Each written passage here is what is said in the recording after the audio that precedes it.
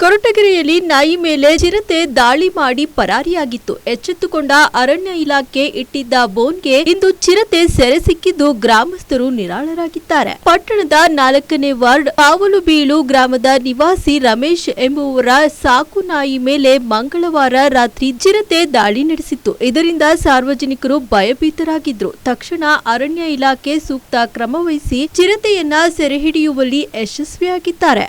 ಸುಮಾರು 2 ವರ್ಷದ ಚಿರತೆ ಮರಿ ಬೋನ್ಗೆ ಬಿದ್ದು ಗರ್ಜಿಸುತ್ತಿದ್ದು, ಪಟ್ಟಣದ ಜನತೆ ಚಿರತೆ ನೋಡಲು ದೌಡಾಯಿಸಿ ಮುಗಿಬಿದ್ದಿದ್ದಾರೆ. ಹಿರೇಬೆಟ್ಟ ಸಂರಕ್ಷಿತ ಅರಣ್ಯ ಪ್ರದೇಶದಲ್ಲಿ ಚಿರತೆಗಳ ಉಪಟಳ ಹೆಚ್ಚಾಗುತ್ತಿರುವುದರ ಬಗ್ಗೆ ಗಮನ ಹರಿಸಿದ ಅರಣ್ಯ ಇಲಾಖೆ ತಕ್ಷಣ ಕ್ರಮ ವಹಿಸಿರುವುದರಿಂದ ಜನತೆ ನಿಟ್ಟುಸಿರು ಬಿಟ್ಟಿದ್ದಾರೆ. ವಿಷಯ ತಿಳಿದ ತಕ್ಷಣ ಡಿಆರ್ಎಫ್ಒ ದಿಲೀಪ್ ಸೇರಿದಂತೆ ಸಿಬ್ಬಂದಿಗಳು ಸ್ಥಳಕ್ಕೆ ಬಂದು ಚಿರತೆ ಬೇರೆಡೆ ಸಾಗಿಸುವ ವ್ಯವಸ್ಥೆ ಮಾಡಿದ್ದಾರೆ.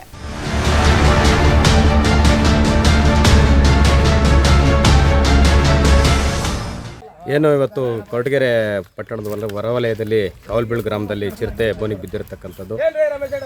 ಈ ಭಾಗದಲ್ಲಿ ಏನು ಫಾರೆಸ್ಟ್ ಅಡ್ಜಸೆಂಟ್ ಇರೋದ್ರಿಂದ ಜಾಸ್ತಿ ಚಿರತೆಗಳು ಅವಳಿ ಮನೆ 3 ದಿನದ ಮುಂದೆ ನಾಯಿನ ಬಂದು ಕಚ್ತದೆ.